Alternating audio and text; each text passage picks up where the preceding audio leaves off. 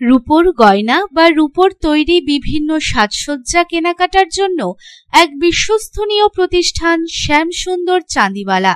শ্যামসুন্দর চাঁদিওয়ালা মানেই চাঁদির পিওরিটির 100% গ্যারেন্টি। আমাদের শোরুম দুর্গাপুরের জংশন মলে, আসানসোলের 81 জিটি রোড অপোজিট সেনকো গোল্ডে, শিলিগুড়ির সিটি সেন্ট্রাম মল, কলকাতার সিটি সেন্টার 2 নিউ টাউনে এবং দেওঘরের G12 ভিওরি মলে। তাহলে যদি পিওর এবং হলমার্ক রূপো কিনতে চান তবে চলে আসুন শ্যামসুন্দর চাঁদিওয়ালায়। পাণ্ডবেশ্বর বিধানসভা অন্তর্গত জনস্বাস্থ্য কারিগরি দপ্তরের পিএইচই পাম্প হাউসে হঠাৎ ক্লোরিন গ্যাস লিক করে, যার ফলে মৃত্যু হয় এক মহিলার ও বেশ কয়েকজন অসুস্থ হয়ে পড়ে। তবে কিভাবে গ্যাস লিক করলো তা খতিয়ে দেখছে পুলিশ।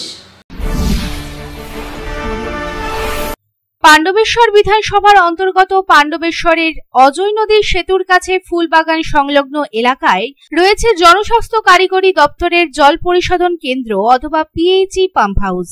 এই পাম্প হাউসে জল পরিশ্রুত করার জন্য ব্যবহৃত ক্লোরিন গ্যাস আচমকা লিক হতে শুরু করে। তাতে ঘটনাস্থলে থাকা একের পর এক কর্মী ও তাদের পরিবারের লোকজন অসুস্থ হতে থাকেন।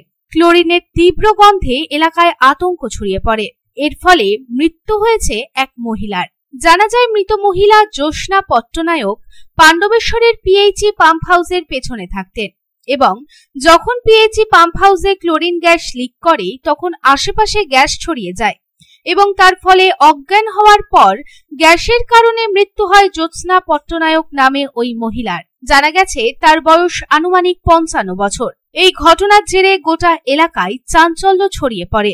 ঘটনাস্থলে পৌঁছায় পাণ্ডবেশ্বর থানার পুলিশ ও একটি দমকলের ইঞ্জিন এবং পিএইচই দপ্তরের আধিকারিকেরা।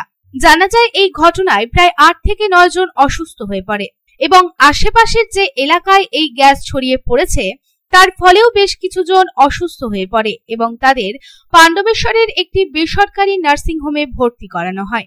তারা আপাতত এখন সুস্থ আছে।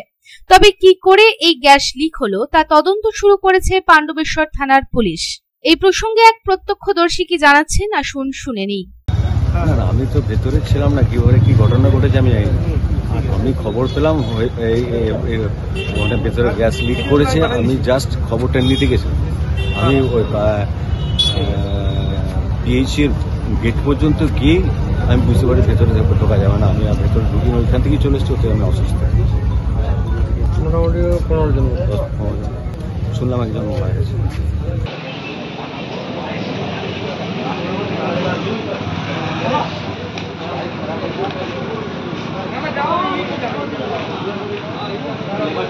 হন্ডাল থেকে অনিল প্রসাদের রিপোর্ট, পাবলিক টাইমস।